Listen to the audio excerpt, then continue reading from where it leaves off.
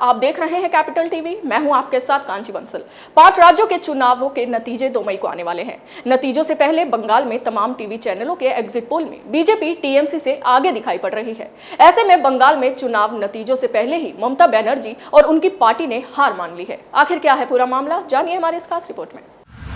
वैसे तो 2 मई को 5 राज्यों के चुनावों के नतीजे आने को हैं, लेकिन देश भर की निगाहें बंगाल पर टिकी हुई हैं। नतीजे से पहले तमाम कयास लगाए जा रहे हैं कि क्या ममता का अभेद किला ढह जाएगा या ममता एक बार फिर से बंगाल में हैट्रिक लगा पाएंगी।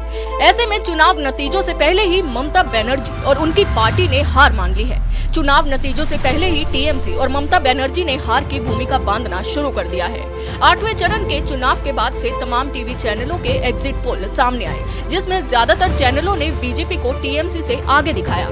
ऐसे में अपनी हार को सामने देख टीएमसी के नेताओं ने आरोप प्रत्यारोप का दौर भी शुरू कर दिया। ईवीएम के बाद अब टीएमसी के नेताओं ने चुनाव आयोग पर निशाना साधना शुरू कर दिया।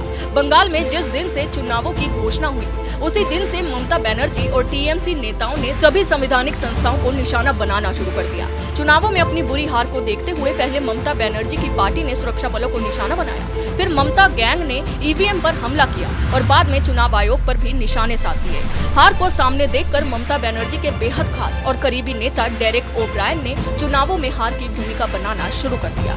बंगाल में बुरी तरह हारने के बाद हार का ठीकरा किसके सर फोड़ा जाए। एग्जिट पोल में ही टीएमसी को हारता देख ममता के करीबी नेता और सांसद डेरेक ओब्रायन ने चुनाव आयोग पर ही सवाल खड़े कर दिए। डेरेक ओब्रायन ने कहा कि चुनाव आयोग बीजेपी का अघोषित सहयोगी है। चुनाव आयोग पिछले दरवाजे से बीजेपी का साथ देता है और इसकी पूरी स्क्रिप्ट पीएम मोदी और गृह मंत्री अमित शाह लिखते हैं।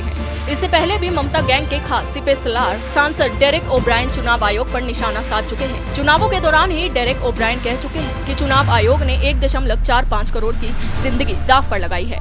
दरअसल ये कोई पहला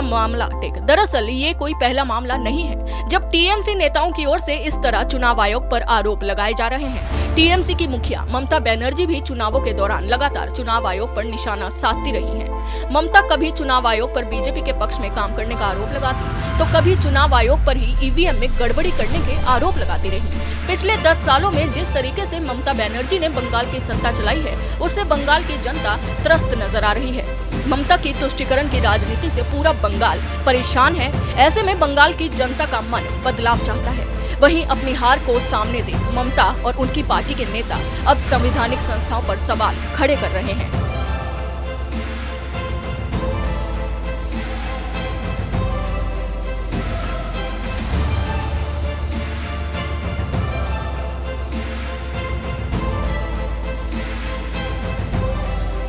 नतीजों से पहले एग्जिट पोल के आने के बाद ममता बनर्जी की पार्टी के नेताओं ने रोना धोना शुरू कर दिया। हार को सामने देख ममता की पार्टी के नेता अब बहानेबाजी पर उतर आए हैं। अभी के लिए बस इतना ही। आप देखते रहिए कैपिटल टीवी। नमस्कार। अगर आपको हमारा वीडियो पसंद आया हो तो इसे लाइक करें, हमारे चैनल को सब्सक्राइब करें और हाँ, बेल आइकन दबाना ना भूलें ताकि आप तक हमारे वीडियो की नोटिफिकेशन पहुंचती रहे। आप अपना सुझाव हमें कमेंट बॉक्स में दे सकते हैं। हमारे साथ जुड़ने के लिए शुक्रिया।